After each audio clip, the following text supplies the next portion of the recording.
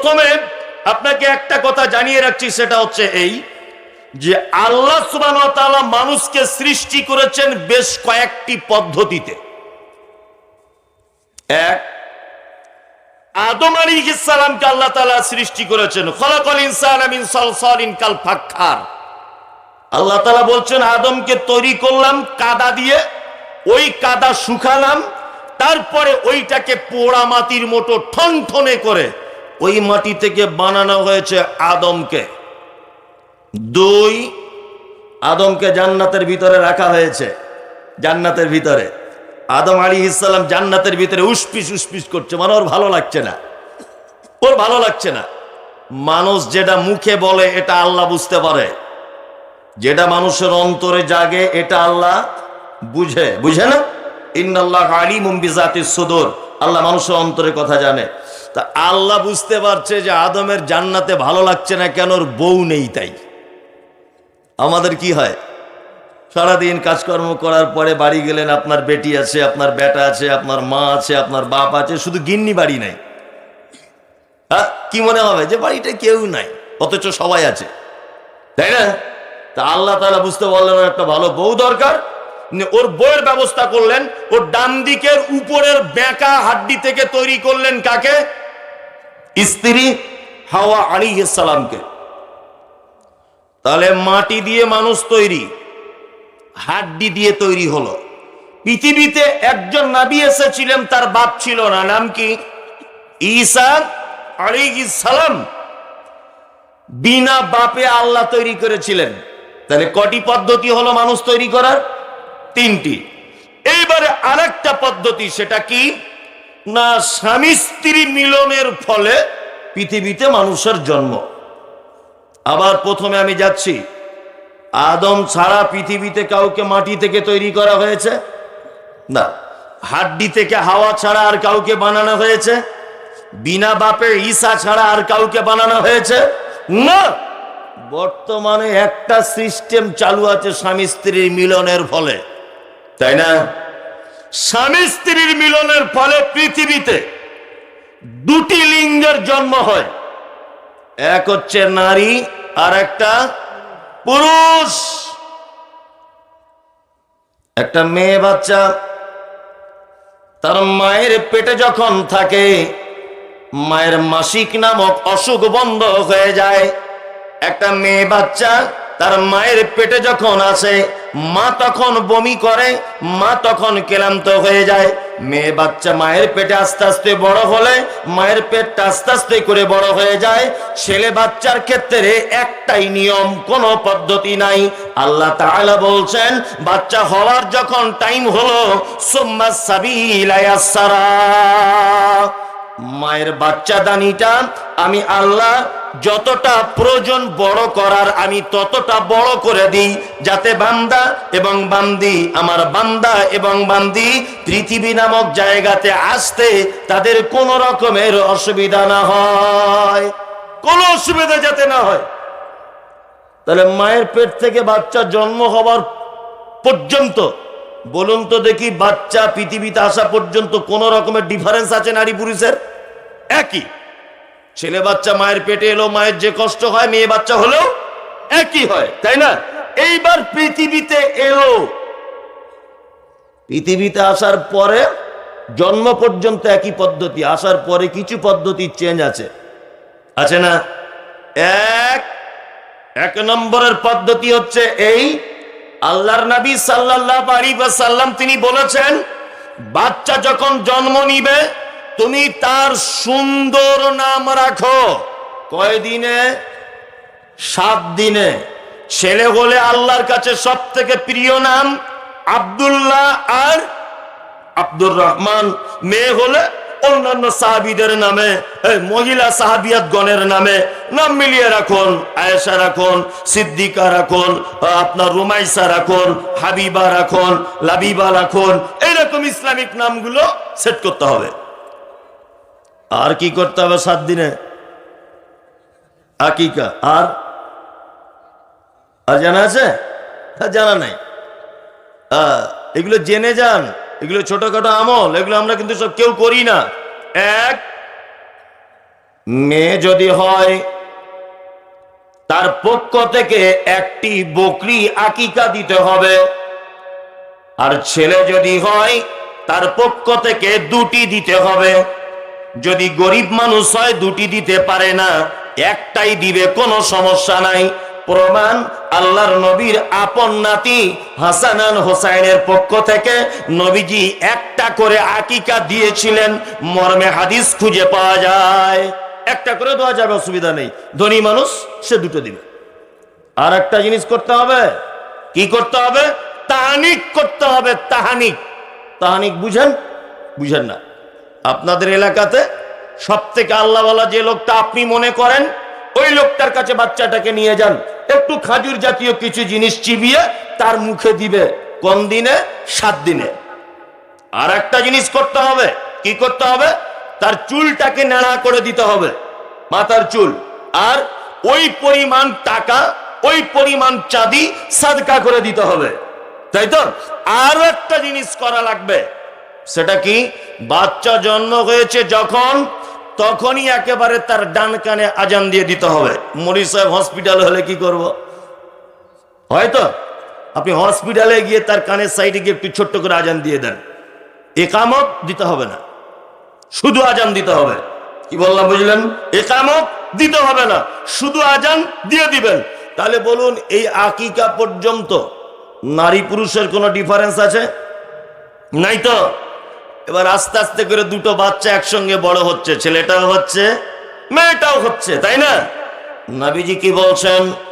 মুরু আওলাদাকুম বিসসালাত ওয়া হুম আবনাউ বিসাবঈ সিনিনা।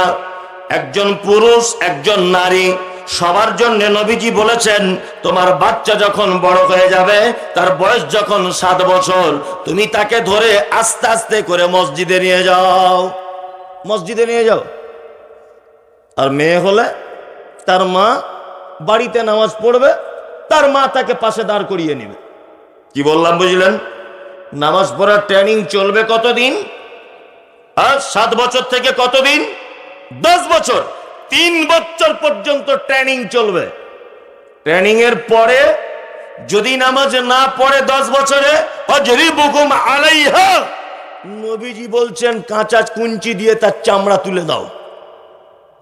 কি বলছি বুঝতে পারছেন? কাঁচা কুঞ্চির কথা হাদিসে নাই, ওটা আমি বললাম।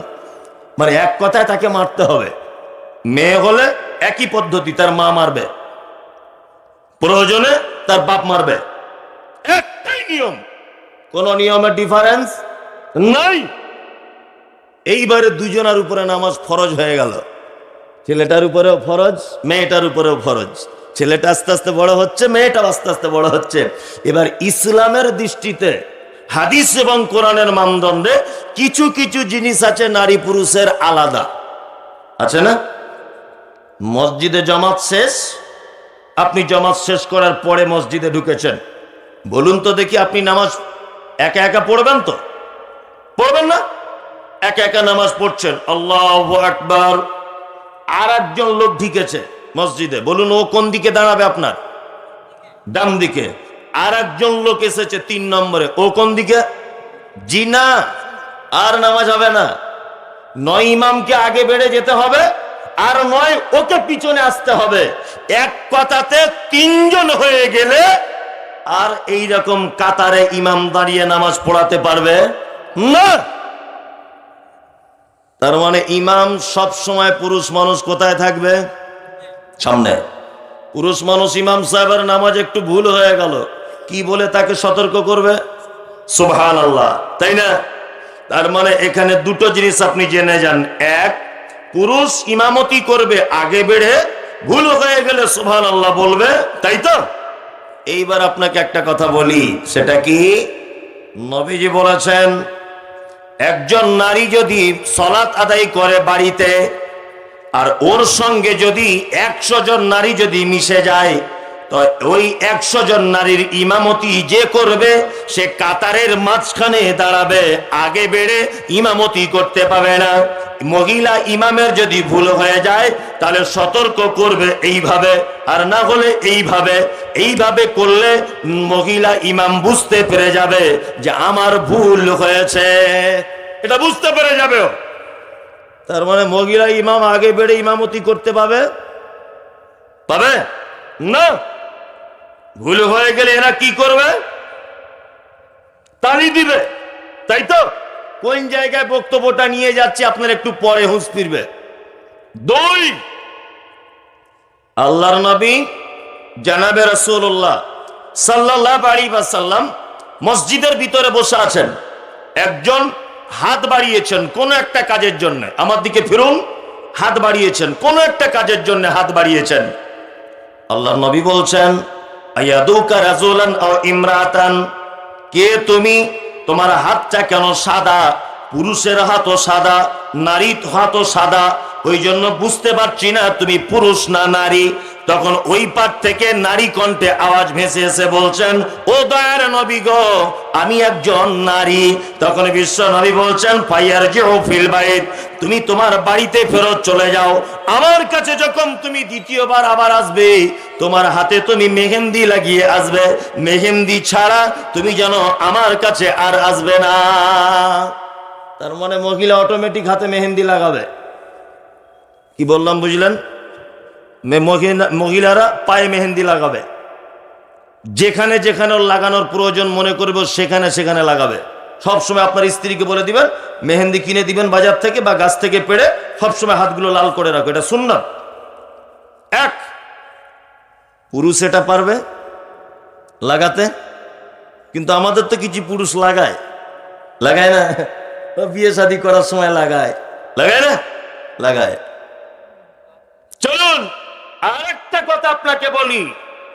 এক, আমাদের বাজারে একটা কাপড় পাওয়া যায় শেরওয়ানি, বিয়ে করতে যাওয়ার সময় অনেক সময় পড়ে না? দামি শেরওয়ানি যদি হয়, ওই শেরওয়ানির ডিজাইনের জন্য, চিকচাক্য বাড়ানোর জন্য একটি কাপড়, একটি সুতা ব্যবহার করা হয়, তার নাম রেশমের সুতা। রেশমের সুতার কোন রকমের পোশাক পুরুষ পরতে পাবে না, হারাম, কিয়ামত পর্যন্ত হারাম। মহিলা কি পড়তে পাবে, কোনো সমস্যা নাই, মহিলা পড়তে পাবে। সোনার অলংকার পুরুষ পড়তে পাবে না, মহিলা পায়ের নখ থেকে নিয়ে মাথার চুল পর্যন্ত যেখানে ইচ্ছা ও অলংকার ঝুলিয়ে বসে থাকতে পারে, কোনো সমস্যা নাই। কিন্তু আমাদের এখন পুরুষ মানুষরা পড়ছে সোনার আংটি টাংটি, পড়ছে না, এই হাতে ব্যাসলেট না কি বলছে সোনার পড়ছে, মানে টাকা অনেক হয়ে গেছে তো মাথায় কাজ করে না, তাই না? আবার কিছু এরকম আছে যে বিয়ে করেছে, নতুন শ্বশুর দিয়েছে, হাতে পড়িয়ে ঘুরছে। আপনাদের এখানে দেয় নাকি জামাই কেসাব? দেয়। আবার অনেক জামাই আছে চেয়েও নেয়, না দিলে চেয়ে নেয় না, চেয়েও নেয়, মানে এদের একটু লজ্জা শরমও কম। আচ্ছা, আপনাদের এখানে যখন কোনো ছেলে বিয়ে করতে যায় বড় হয়ে, সে যখন বড় সাজে, তা কি এমনি জিন্স প্যান্ট টি শার্ট এসব পরে যায় না পাঞ্জাবি টুপি? পাঞ্জাবি টুপি। আবার দেখবেন পাঞ্জাবি টুপি না, আবার রুমাল নিয়ে এরকম করে থাকে না? আর চারিদিকে বন্ধুরা থাকে। আমি মাঝে মাঝে ভাবি যে ওর থেকে মনে হয় লজ্জাশীল আর পৃথিবীতে কেউ নাই। এত ভদ্র ছেলে, নাকে রুমাল দিয়ে রেখেছে, খুব লজ্জা লাগছে ওকে, বিয়ে করে অভ্যাস নেই তো তাই মনে মনে ভাবি। কিন্তু তার আগে দেখছি ও বেটির বাপের কাছ থেকে 20-30 হাজার টাকা চেয়ে নিয়েছে। এর মতো এত বড় নির্লজ্জ পুরুষ যদি নাকে রুমাল দিয়ে বসে থাকে, তাহলে আর ভালো পুরুষ কারা? এগুলো জানতেও ইচ্ছা করে না? ওর মতো লোক যদি নাকে রুমাল দিয়ে বসে থাকে, তাহলে ওর থেকে খারাপ লোকগুলো আর কি করবে? মানে একেবারে সাধু, সোনার অলংকার, সোনার আংটি কিছু পড়তে পাবে না। তবে আরেকটা কথা বলে রাখছি, কেউ দেখতে পাচ্ছি চাঁদির আংটি পড়ছে, মানে রূপার চাঁদির আংটি। আপনি একটা এমনিতে পড়তে পারেন, তবে পাথর লাগিয়ে পড়া যাবে না, পাথর লাগিয়ে পড়তে পারবেন না। কারণ পাথর এমন একটা জিনিস, পাথর লাগালে ওতে একটা শুভ অশুভ কল্যাণ হাবিজাবির একটা মাধ্যম থাকে। পাথরটা কেন দেয় ওকে জিজ্ঞাস করবেন, ও বলবে আমার বউ কথা শোনে না তাই। ও বলবে, ওকে জিজ্ঞাস করুন এই পাথরটা কেন, বলবে কোমরে খুব ব্যথা করতে একটা লোক দিয়েছে, দেওয়ার পর থেকে ব্যথা কমে গেছে। শিরক, চলবে না। আমি অবাক হই, একটা ছেলে গাছে হাত বেঁধেছে, মানে গাছ হাতে বেঁধেছে। আরে বেটা তোর এরকম অবস্থা কেন? হাতে গাছ বেঁধে ঘুরছো। ও বলছে হুজুর আমার দাঁতের যন্ত্রণা হয়। তার দাঁতের যন্ত্রণাতে হাতে কেন বেঁধেছিস? হাতে কেন বাঁধলি? শিরক। আপনি 150 গ্রাম গাছ একসঙ্গে বেটে খেয়ে নেন, কোনো অসুবিধা নেই। কি বললাম বুঝলেন? কিন্তু বাঁধতে পাবেন না। কোন তাবিজ কবজ মাদুলি কোন জিনিস বাঁধা যাবে না। এখনকার হুজুরেরা তাবিজ কবজ দিচ্ছে না? আমি মাঝে সাঝে অবাক হই যে 2024 সালেও বাংলাদেশে এত বোকা লোক বাস করে। হ্যাঁ, এত বোকা লোক এখনো বাংলাদেশে আছে।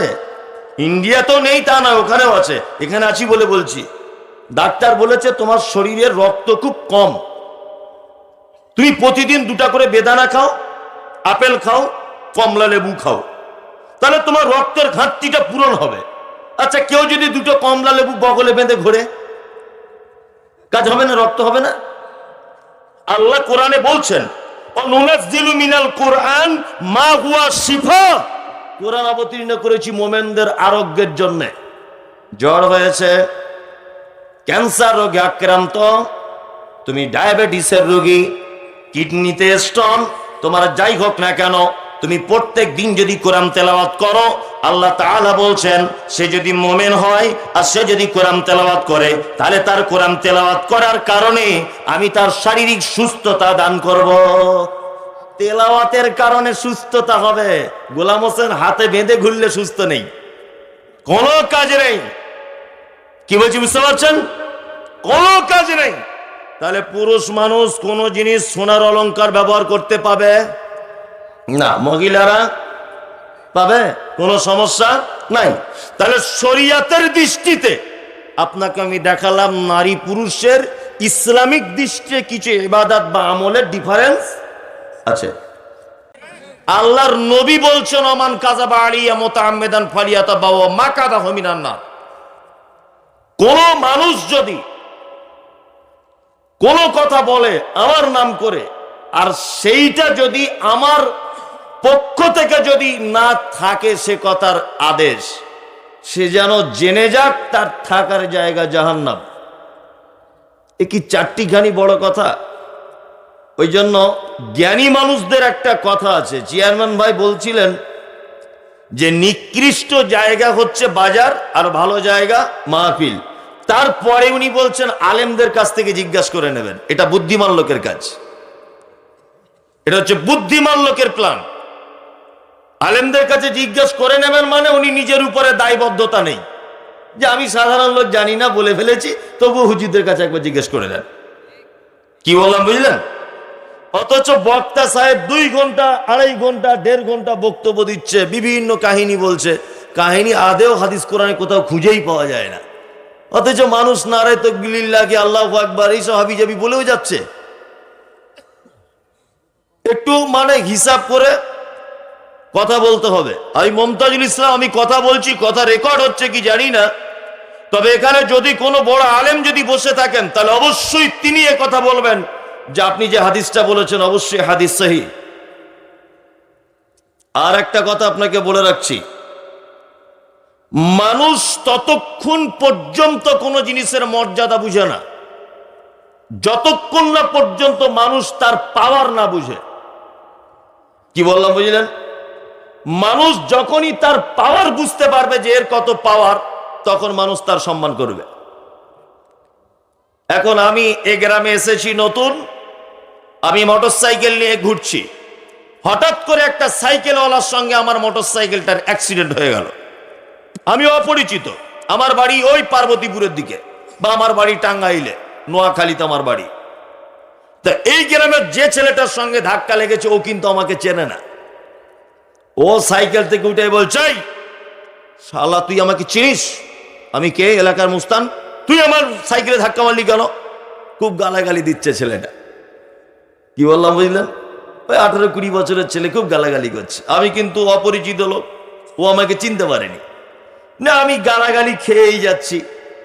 ও যখন গাল চরম পর্যায়ে পৌঁছে গেছে, তখন আমি আমার বুকের আই কার্ডটা বার করে বলছি, দেখ আমি চিড়িরবন্দর থানার বড় বাবু, বড় অফিসার, আমি এসপি, আমাকে চিনিস তুই? আচ্ছা বলুন তো, আমার এই আই কার্ডটা দেখার পরে ও আর গালাগালি দিবে না ওর তলা দিয়ে পানি ঝরবে? কোনটা? পানি ঝরবে। তা এতক্ষণ গালাগালি দিচ্ছিল কেন? আমার যে কতটা পাওয়ার আছে, ওকে আমি যে এখনই অ্যারেস্ট করতে পারি, এখনই ওর নামে মিথ্যা মামলা দিয়ে দিতে পারি, এখনই ওকে আমি গাড়ি করে তুলে নিয়ে চলে যেতে পারি, আমার পাওয়ার সম্পর্কের জ্ঞান ছিল না। কি বলছি বুঝতে পারছেন? মানুষ এই জায়গায় আসবে না, এটাই চূড়ান্ত। এর থেকে বেশি লোক এখানে আসবে না, এটাই ঠিক। কারণ আল্লাহ সুবহানাহু ওয়া তাআলা বলেছেন কালিলাম মা তাযাক্কারুন, অল্প সংখ্যক মানুষ তারা আমাকে স্মরণ করে। আল্লাহর ভাষা এটা। এবার আপনাকে বলছি, 1000 জনের ভিতরে জাহান্নামে যাবে কতজন? 999 জন। একজন থাকবে কোথায়? জান্নাতে।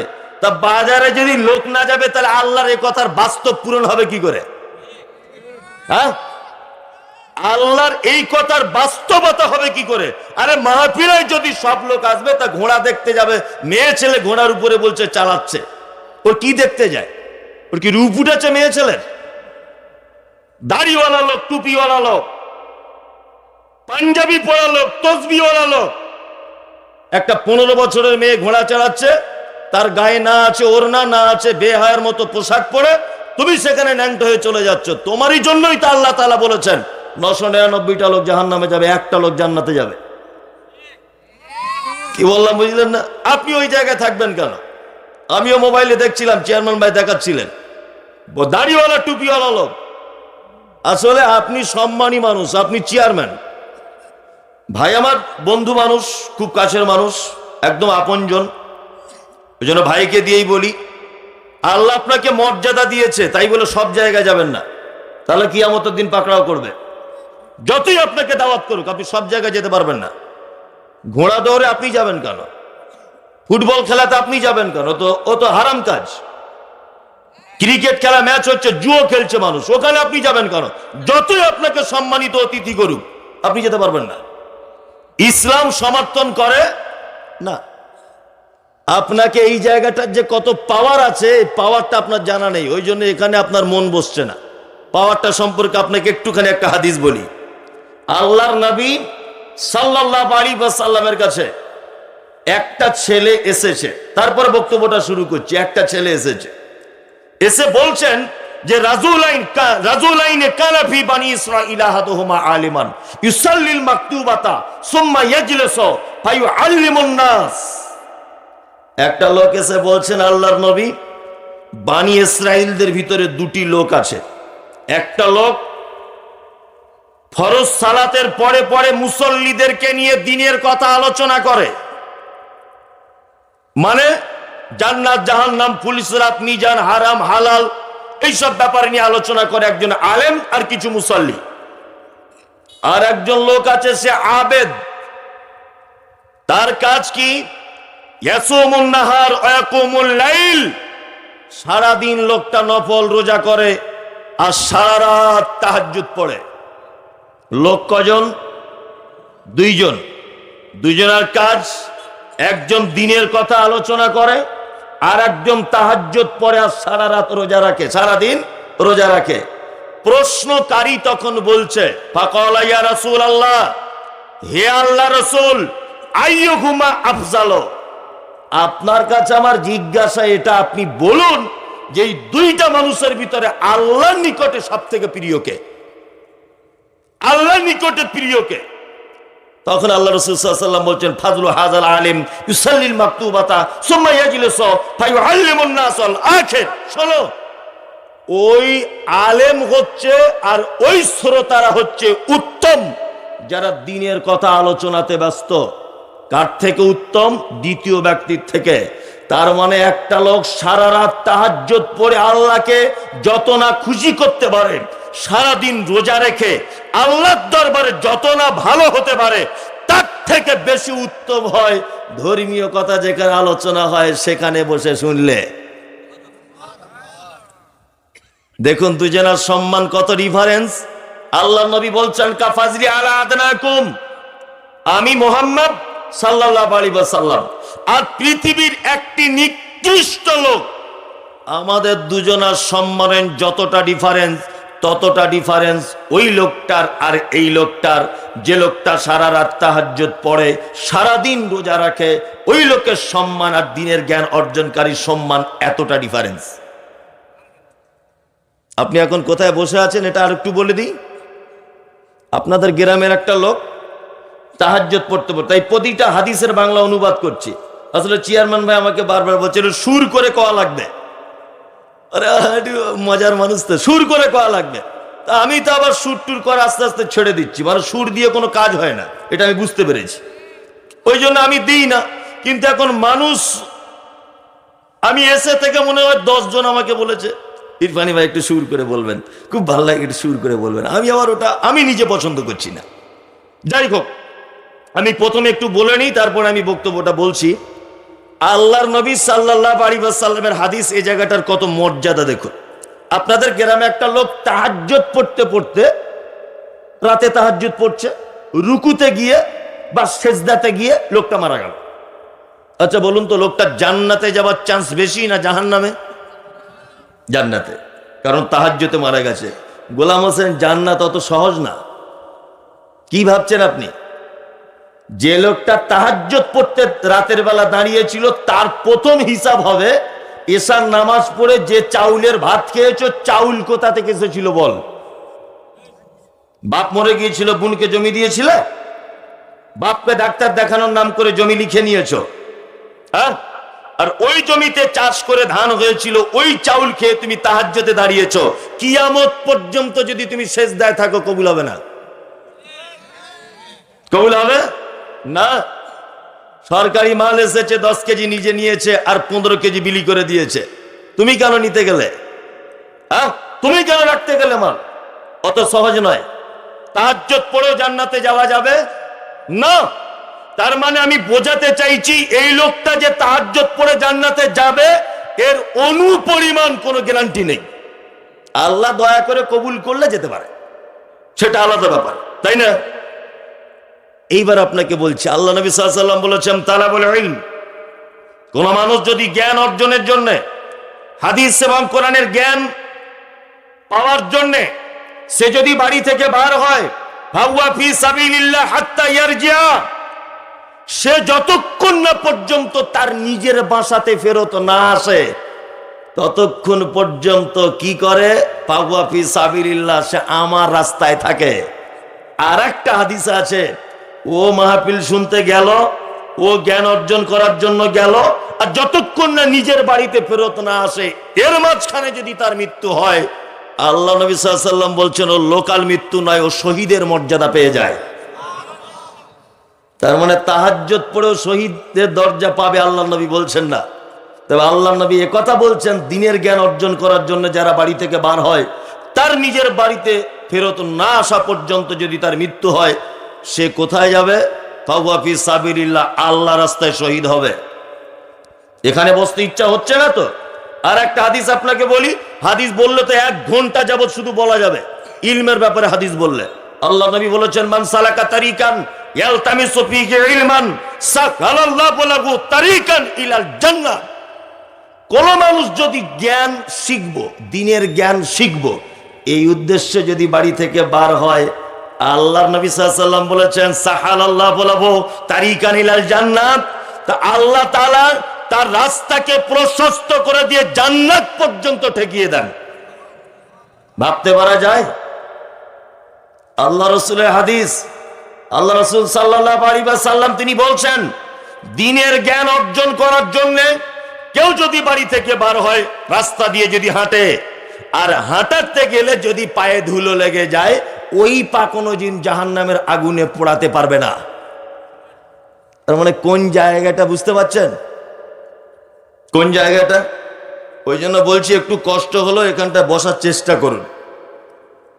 আল্লাহ না করুক, এখন যদি মালাকুল মওতের ফেরেশতাও যদি আপনার কাছে চলে আসে, আর আপনার যদি মৃত্যু হয়, আপনি শহীদের দরজা পাবেন ইনশাআল্লাহ। এই কথা বলেছেন মুহাম্মদ সাল্লাল্লাহু আলাইহি ওয়াসাল্লাম।